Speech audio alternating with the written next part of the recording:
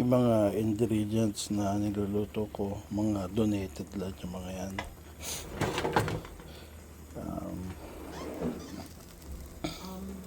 Yung kamatis donated nung kasama ni Helen sa trabaho. Tapos ako nagtanim.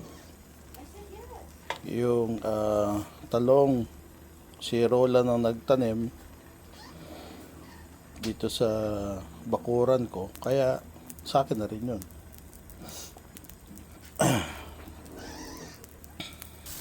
Also, Dad, the water from outside is still off. Oh yeah, that's right. Okay. And do you want a Spanish latte? Yes, please.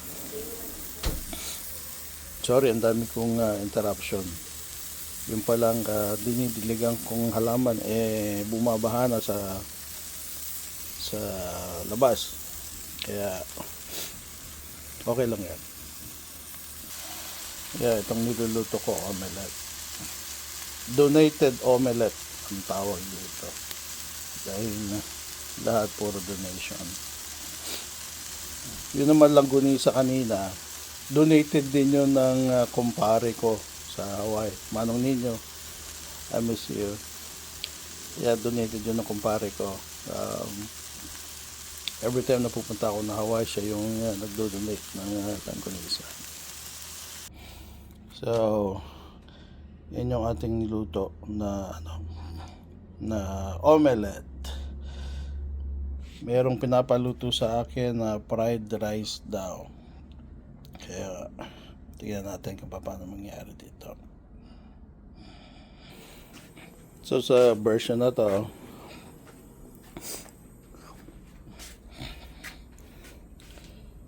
gagawa ako ng dalawang klaseng fried rice. Kasi dito sa bahay may gusto ng walang bawang, yung iba naman gusto ng may bawang. Kaya anong solusyon?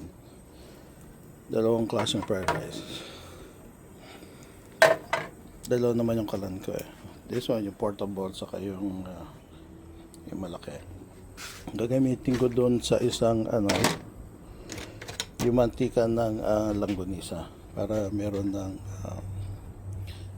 ng lasa kaagad yung fried rice. Anong lasa? Lasang langgonisa siguro. Kaya tingnan natin.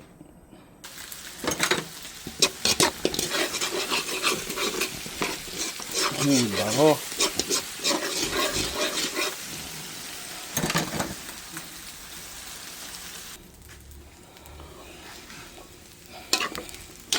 Halo-halo.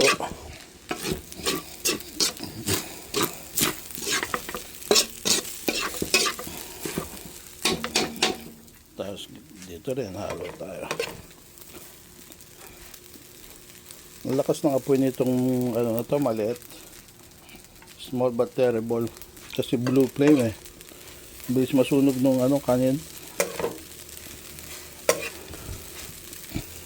Siguro lalagyan ko ng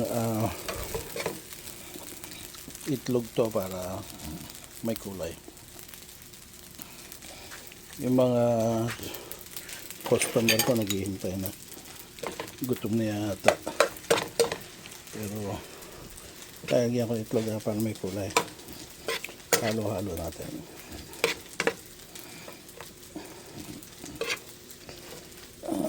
Gugutom na sila. Nga pala, time check. Linggo dito, day off hanggang Miyerkules. So mahaba ang pahinga. Mag-alas 10 na ng umaga. Kaya itong niluluto ko, tanghalian na to. Altang, almusal, tanghalian. Siguro hapunan na rin. Kaya altang hap ang labas. Patayin ko na to. Okay na to.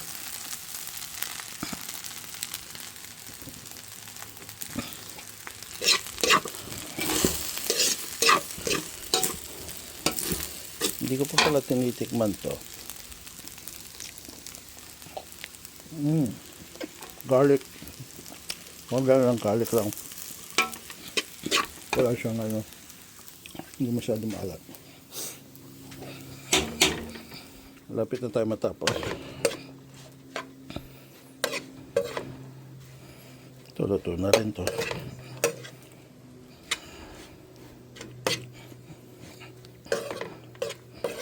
Pasensya na kayo, nakapangbahay lang naman to kaya dito ko na lang tinitikman pag okay? I hope nag-enjoy kayo sa vlog ko. And I try to vlog kahit na once a week para lang meron kayo mapanood. Sarap. Okay na? Daanin na lang nila sa patis o suka pag kulang pa. So, maraming salamat for watching and hopefully see you soon again later. Okay, bye.